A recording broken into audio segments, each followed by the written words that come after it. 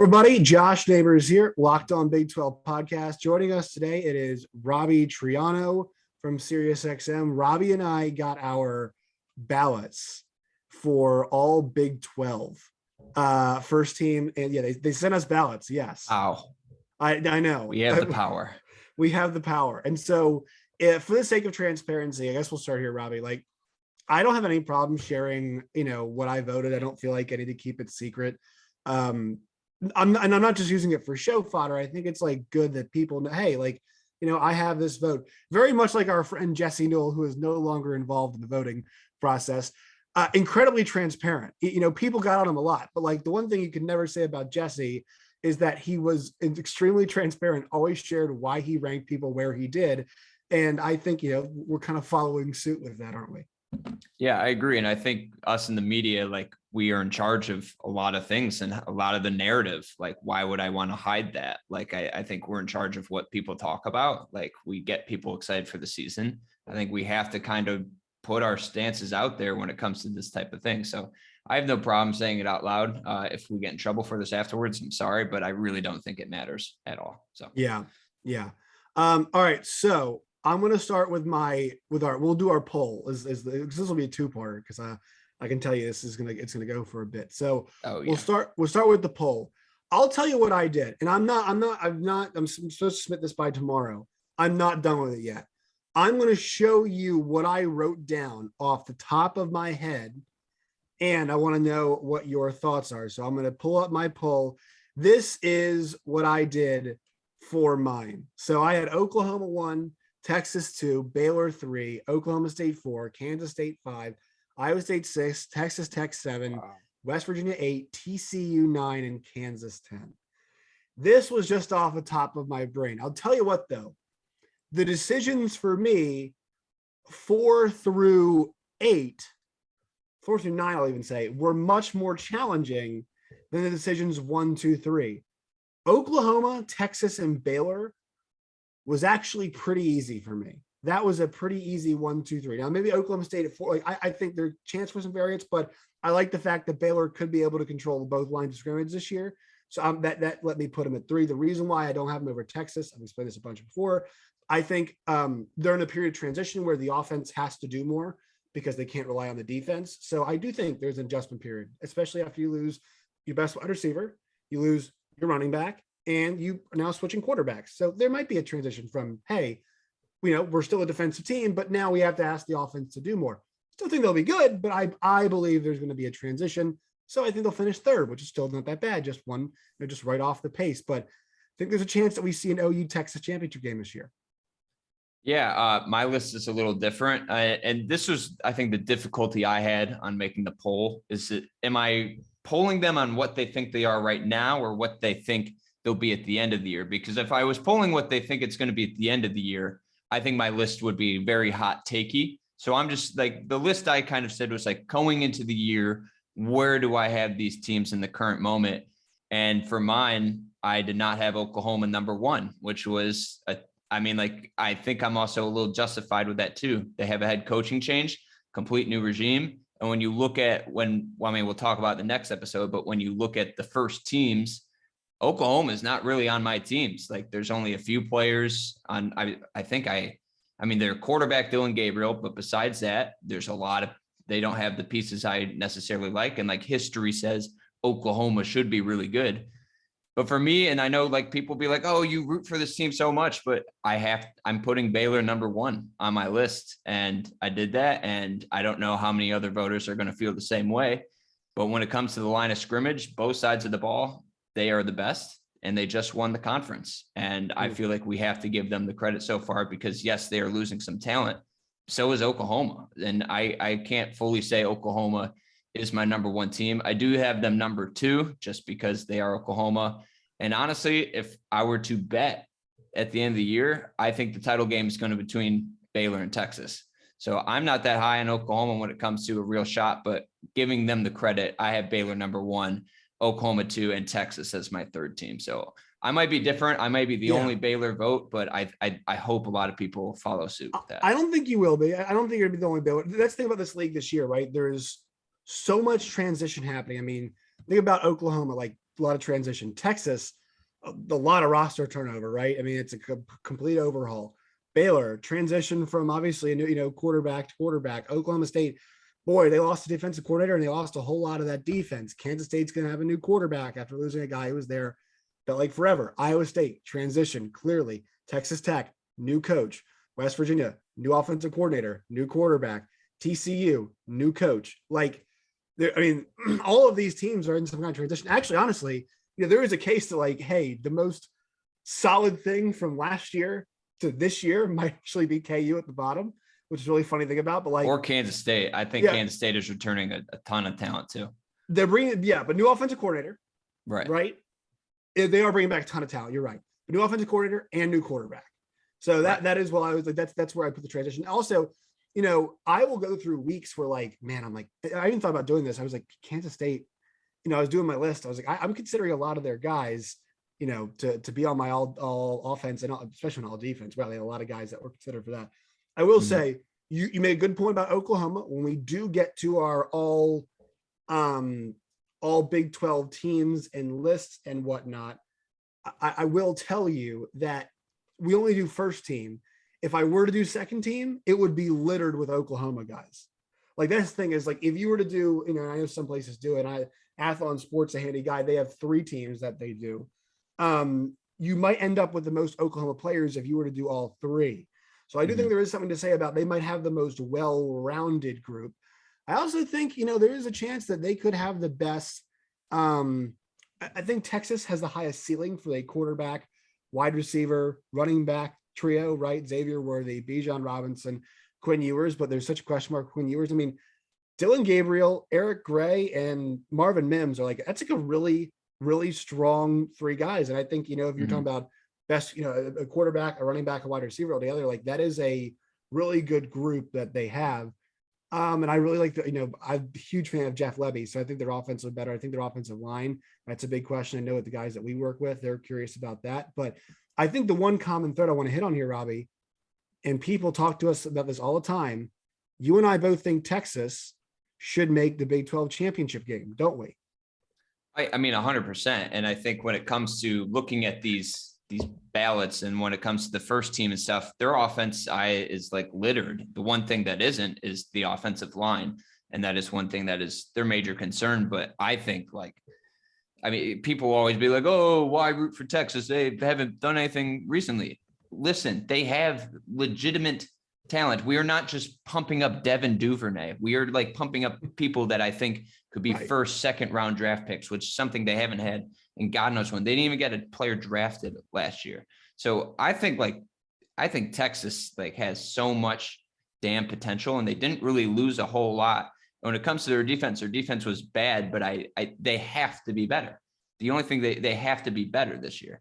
And the one reason I'm going to go back to Oklahoma, it's like I'm very high on this offense with them, but I don't know if there's a defensive player on that team I can really root for and really fully believe in as you'll be one of the best players in the conference. I think they lost so much last year with the NFL draft. Maybe they have stuff waiting in the weeds. And obviously you have Brent Venables as your head coach. So that will just you have a plus from that, but that's why for Oklahoma, I'm really confused, and I want to see how many people will actually vote for them because historically they're good, or what they actually believe in. Because they're losing so much, and we thought those guys would be first rounders, right? We like a bunch of I think we kind of undersold that defense last year. But think about the amount of guys they lost off that defensive line, right? Perrion Winfrey, the last couple years too. Perrion Winfrey, Isaiah Thomas, Brian Asamoah, they lost a lot of guys. Larry Turiel. I mean. Sure, things didn't go as good as we thought they were, but they still lost a lot of good players. I will say, I think they've got a lot of really good potential guys. I think Danny Stutzman's, probably on pace for spoiler alert, he will be on one of my teams. Yeah. So it was tough for me. I'm not sure I have him on my first team, but he was right there for a guy to consider.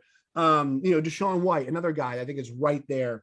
As somebody to consider. Also, Jalen Redmond is one of those defensive linemen from Oklahoma. It feels like he's got the upside to be like that guy that we always think about. So I think they've got some guys, but you're right. There's nobody who is standout, established, kind of amazing there. So that's pretty fair. who is the team? Where'd you put your Kansas State Wildcats? I'm wearing my Kansas State shirt today. Where are your Cats? So the Cats are in the same spot that you have, number 5. I really wanted to put them over Oklahoma State, but I that would just be malpractice just because of what Mike Gundy does every single year. Like, yes. I can't fully project them that way. Do I think they're probably going to be better than a 5th place team in the Big 12? I do. I think that if you're not high on Kansas State right now, you're just kind of a hater.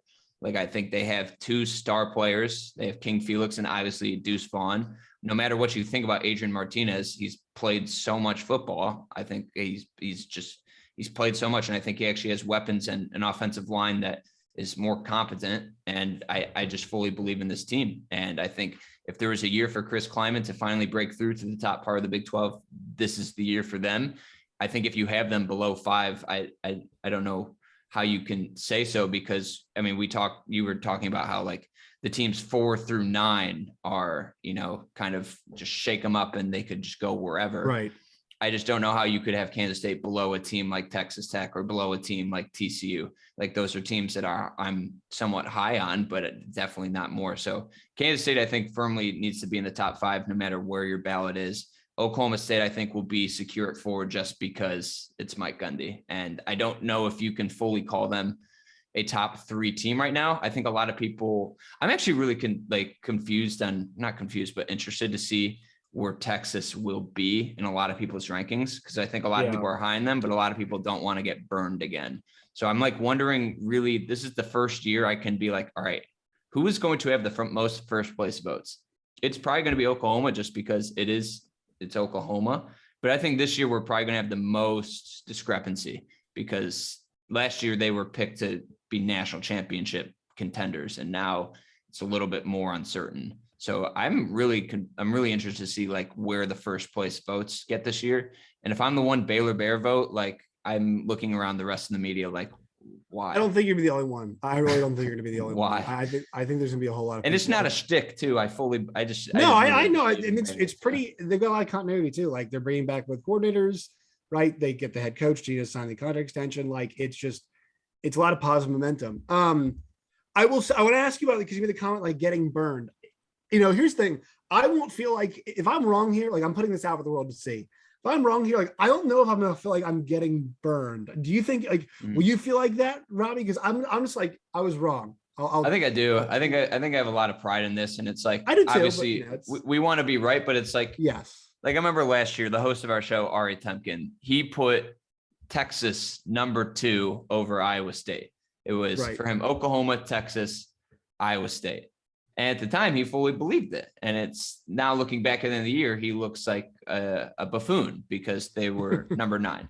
So for me, I want to be right about this thing, but I think a lot of people are going to be in the side of they need to prove it first before I rank them high. And there's going to be a lot of people who are like, they have the talent, I need to put them first. Yeah. So I think it's going to be a mix of people who are just a little undecided. So I think where Texas is going to be really interesting. I wouldn't be surprised if they're number 2. I'd be shocked if they're number 1 just because of that discrepancy. But I think they are a top 3 team.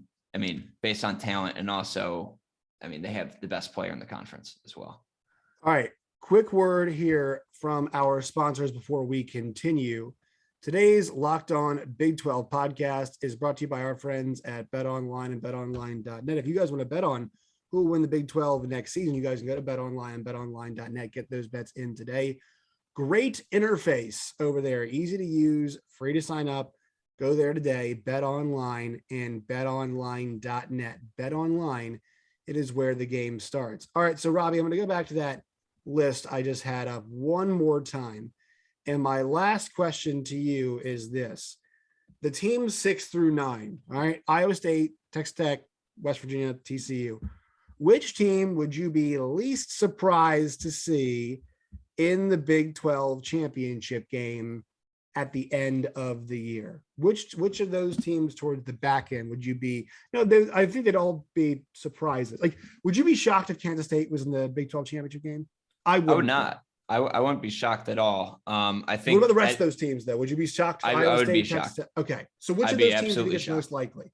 Which, or I guess least amount of shock factor. So our 6 through 9 is like, I don't think we have any continuity there. Okay. So my sixth team right after Kansas State, I think, is TCU. I think they have, out of that group of people, I think we can talk about Texas Tech in there, but I think they have good quarterbacks. Max Duggan, Chandler Morris, make your pick. I think they have Quentin Johnson and unbelievable talent. We've talked about the running backs in the past. And that's a team that I think they have. I don't think Sonny Dykes is inheriting a mess. I think he has somewhat of a good team. His defense will be a little more tricky, but I believe in TCU more than the rest of them. I had West Virginia 7. So we're a little bit different on there. I think it really is a make or break year for Neil Brown. I don't know if it's going to work, but and then the last two, I have Iowa State and Texas Tech. And honestly, if we were to project, because I've said before to you, and we've talked about this, I've said that I don't think Kansas is going to finish last. I put them last just because right now you have to. I can't be that hot takey to see another team.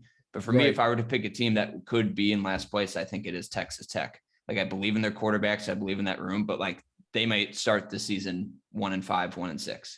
And that's just a brutal way to work. And so we have some discrepancy here, but really you could just roll a dice and put a team anywhere in this group. But I'm not that high on Iowa State this year, not very high in Texas Tech, but TCU and West Virginia, I think, would be the team that could creep in that top 5 if things go well for them.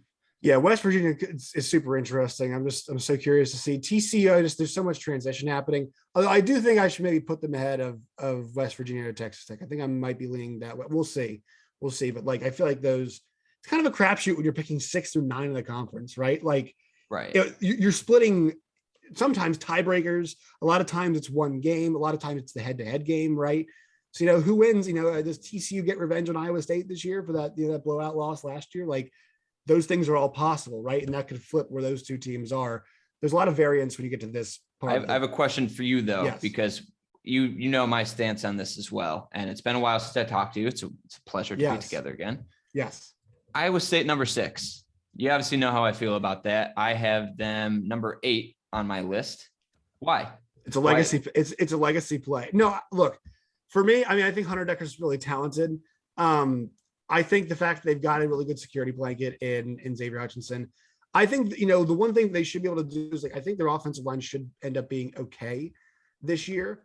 And I think for them on defense, they're usually just a pretty strong team. A lot of faith in John Aycock with what he does, obviously, and, renowned defensive coordinator. But look, for me with them, it is a Matt Campbell thing.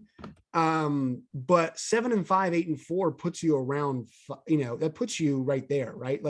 If they were to go 7-5, that's good enough for 6th in the conference normally, right? Somebody's, here's the thing: somebody has to take losses, right? Not every team. You're not going to have 3 10-2s and 3 8-4s and 2 7-5s. No, people have to take L's, right? So 7-5, it could be good enough to get yourself there. I don't know, 6-6, maybe 5-7, like somewhere in that range. And if they're going to be 5-7 to 7-5, I trust Matt Campbell to flip 2 games and put them, around 6. So, and I have one more question too, and this could be another conversation, but what team do you feel the most secure about your opinion about? A team is going to be good and you fully believe it, or a team is going to be bad and you fully believe it? Because I think I can get swayed with a lot of different teams here. You can tell me that I think Iowa State is not going to be great, but I'm not that certain about it. I have a strong belief on it, but there's some teams that I'm not as high on West Virginia. And I don't think West Virginia's gonna be that. I feel like there's not a team I'm fully they're going to be really good. As much as I love Baylor, I don't know much about what is their offensive weapons. And there's not a lot of security in this league. I don't think West Virginia's going to be that good.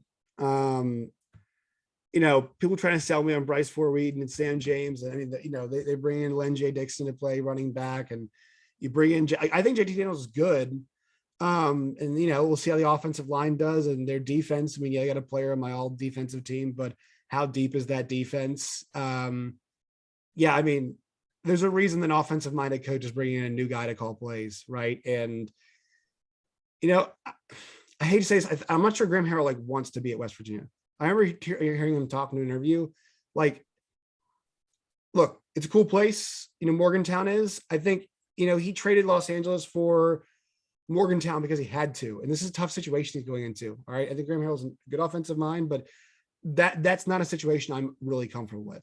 Like, here's the thing: at Texas Tech, they've got talent right now at quarterback spot. They got 3 good options.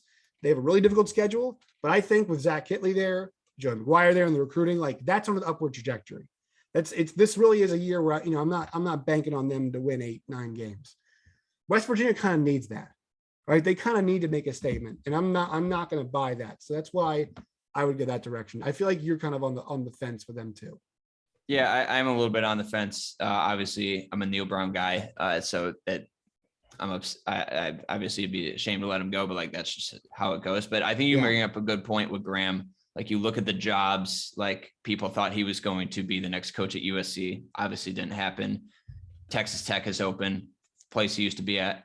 Joey McGuire. Oh, maybe he could be the OC. Zach Kitley. And now he's at West Virginia. Like, we view him as a great offensive mind, and he's at West Virginia. Like, if you're a West Virginia fan, you probably like want to punch me because I don't think your destination is that great, but it's just the fact. Like, you guys, after Dana left, just haven't been that good. Has not been so I do agree with that. It's on my list of things I'm most intrigued to see this upcoming season is JT Daniels and that offense. But yeah, I'm not very secure, and I can't say, you know what, this is the year for Neil Brown. He's going to push through, because I just don't have the evidence to do that. And I also don't see the talent to do that as well.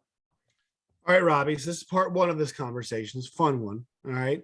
Part 2, we're going to look at our ballots for all Big 12 first team players of the year, all of those things. So we'll do that next on the second part of this show. Make sure you follow us on Twitter at LO Big 12. You guys can follow me at Josh Neighbors _. You guys can find Robbie at the Triano Kid. And also, he is a producer of SiriusXM's Big 12 Today right now, 8 to 11, Robbie, right? Yep. Eastern time, 8 to 11 Eastern, 7 to 10 Central. Channel 375. There you go. You guys can catch that when you're not listening to Locked On Big 12. All right, part 2. Check that out as well.